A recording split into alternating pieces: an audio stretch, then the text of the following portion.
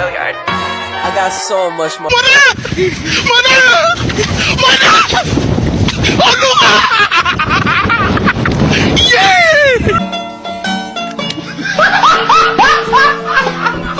Are you ready, kids? Aye, aye, Captain! I can't hear you. Aye, aye, Captain! Oh!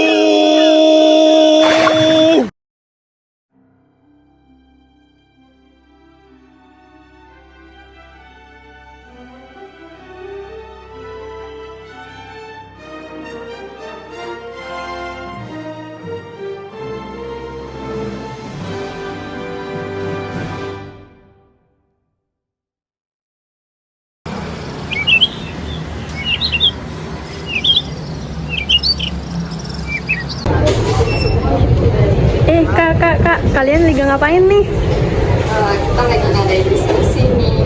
Wah, diskusi apaan tuh? Jadi berhubung kami bakal melakukan penyuluhan, jadi kami sekarang ini lagi diskusi mengenai tema penyuluhan kami. Nah, berhubung kami juga sudah mendiskusikan mengenai tema kami, jadi kami itu mengangkat tema yang berjudul kenakalan remaja. Hai, perkenalkan kami dari anggota kelompok 5 dengan saya sendiri Aulia Febrianti, Dan saya Kayla Aulia Febrina. Dan saya Arini. Hai, dan saya Mawanda Ulika Bahasa.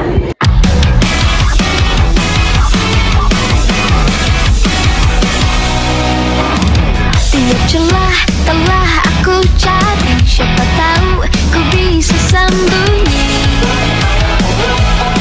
dari sepi.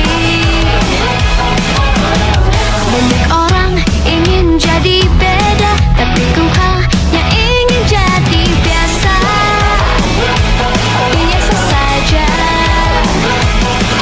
Dan gak mungkin aku terus berlari selamanya. Pegal hati lebih sakit dari kaki. Di manakah ada yang bisa terima aku yang selalu bawa masalah ke sekelilingku?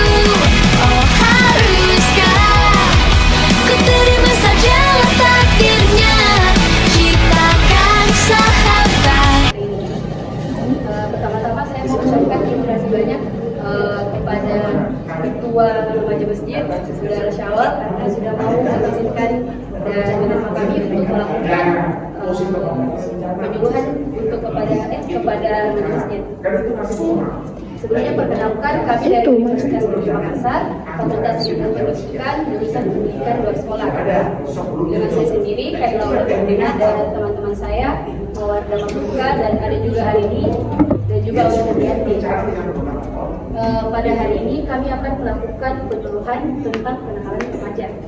Kami mengambil tema kenakalan remaja karena berhubungan dengan kalian kan remaja masjid. Ya, kita ambil dua tema tentang kenakalan remaja. Di sini saya akan menjelaskan sedikit mengenai definisi remaja dan kenakalan remaja. Yang pertama itu tentang remaja. Remaja itu merupakan proses pertumbuhan atau perkembangan manusia dari fase anak-anak menuju ke fase dewasa. Jadi remaja itu ada di tengah-tengah. Tidak bisa dibilang anak-anak karena sudah balik. Belum bisa juga disebut dewasa. Terus remaja itu memiliki perkembangan atau perubahan dari segi fisik, emosional dan sosial. Kalau dari fisik itu dari pendek jadi lebih tinggi. Terus kalau dari segi emosional itu remaja lebih gampang mengatur emosionalnya. Terus yang ketiga itu dari segi sosial, dari segi lingkungan teman-teman maupun keluarga. Terus yang selanjutnya mengenai kenakalan remaja. Menurut saya kenakalan remaja itu merupakan perilaku yang melanggar aturan dalam masyarakat. Contohnya seperti kayak sekolah, termasuk juga kenakalan remaja itu merugikan dua hal. Yang pertama diri sendiri dan masyarakat. Tapi sebenarnya kenakalan remaja itu paling merugikan diri sendiri. Terus saya ambil kutipan dari Kartono. Dia itu merupakan ilmuwan sosiologi. Dia mengatakan bahwa kenakalan remaja atau dalam bahasa Inggris dikenal dengan istilah juvenile delinquency atau kenakalan remaja itu merupakan gejala patologi sosial. Patologi sosial itu seperti tadi yang saya katakan, dia berlakunya melanggar atau keluar dari norma-norma perilaku yang baik. Terus dia juga mengatakan gejala protagonis sosial pada remaja yang disebabkan oleh satu bentuk pengabaian sosial. Dia abai terhadap lingkungan sosialnya. Kayak dia berteman sama siapa saja, baik itu bergaul yang salah, seperti itu. Terus akibatnya itu bisa membuat perilaku yang timpang. Mungkin itu saja sedikit definisi dari saya. Selanjutnya saya akan persilakan teman saya untuk melanjutkan penyuluhan tentang kenakalan remaja.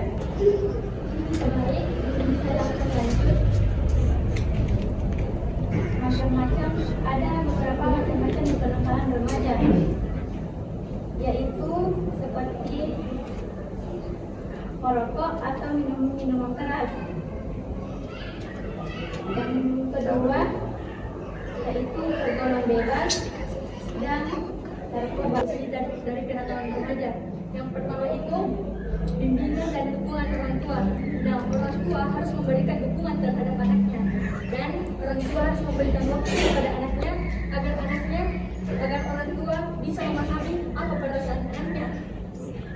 Yang kedua, bersikap tegas. Kita sebagai anak remaja harus memiliki sikap tegas, dan kita harus memilih teman yang baik agar jika anak memiliki pergaulan yang salah, maka kedepannya pasti begitu terus, akan selalu terus. Contohnya itu kita bergaul kepada orang yang suka merokok. Nah, otomatis anak bisa terpengaruh terhadap temannya. Nah, kita sebagai teman harus memiliki teman yang baik. Jika dia sering ke masjid, nah anak pasti akan sikut kepada teman-temannya. Yang ke-8, meningkatkan kualitas pendidikan. Yang ke-9 itu mengembangkan keterampilan keuangan.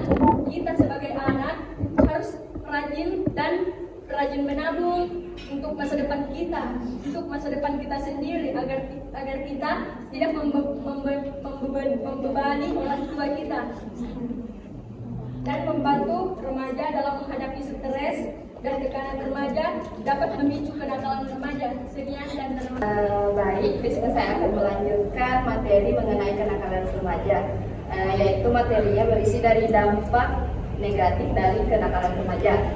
Yang pertama itu prestasi akademik menurun. Remaja yang terlibat dalam perilaku nakal cenderung mengabaikan pendidikan mereka, yang dapat mengakibatkan prestasi akademik yang buruk dan bahkan putus sekolah. Yang kedua, masalah hukum. Banyak bentuk kenakalan remaja seperti vandalisme, pencurian, dan penggunaan narkoba melibatkan pelanggaran hukum yang dapat menyebabkan remaja berurusan dengan sistem peradilan pidana. Yang ketiga, kesehatan mental dan fisik. Perilaku nakal seperti penggunaan narkoba dan alkohol dapat berdampak negatif pada kesehatan fisik dan mental remaja, termasuk risiko kecanduan, gangguan kesehatan mental, dan penyakit fisik. Yang keempat, relasi sosial yang buruk. Kenakalan dapat merusak hubungan remaja dengan keluarga, teman, dan komunitas mereka. Remaja yang terlibat dalam perilaku nakal seringkali mengalami isolasi sosial dan kehilangan dukungan dari orang-orang di sekitar mereka. Yang kelima, peluang masa depan terbatas. Terlibat dalam kenakalan dapat membatasi peluang remaja untuk memperoleh pekerjaan yang baik di masa depan, karena mereka mungkin memiliki catatan kriminal atau reputasi buruk yang mempengaruhi kemampuan mereka untuk mendapatkan pekerjaan atau melanjutkan pendidikan. Itulah pemaparan dari kelompok kami mengenai materi kenakalan remaja. Kurang dan lebihnya mohon dimaafkan. Wabillahi taufiq wal hidayah. Wassalamualaikum warahmatullahi wabarakatuh.